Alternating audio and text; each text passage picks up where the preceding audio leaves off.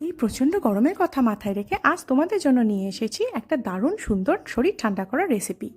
খুব ইজি প্রসেসে এটা হয়, নাম হচ্ছে কার্ডি মেলন। চলো তাহলে দেখে নেওয়া যাক কী কী করতে হবে এর জন্য।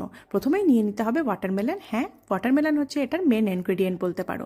তো মোটামুটি আমরা ডিসিড করে নেব ওয়াটারমেলনটাকে, যাতে মুখে বীজটা না পড়ে।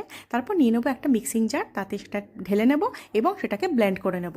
ব্লেন্ড করার পর এরকম ঠিক দেখতে হবে।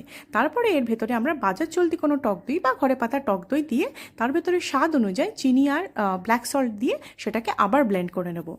ভালো করে ব্লেন্ড করে নেওয়ার পর এবার গ্লাসে ঢালার পালা। কি সুন্দর পিঙ্কিশ পিঙ্কিশ দেখতে হয়েছে দেখো।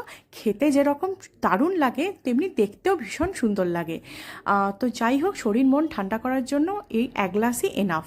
তোমাদের আমার রেসিপি কাদের কাদের ভালো লাগছে অবশ্যই আমাকে জানিও কমেন্ট করে, আর আমার পেজটা অবশ্যই ফলো করো। চলো আর শেয়ার করো যদি ভালো লাগে আমার রেসিপিগুলো। ওকে, টাটা।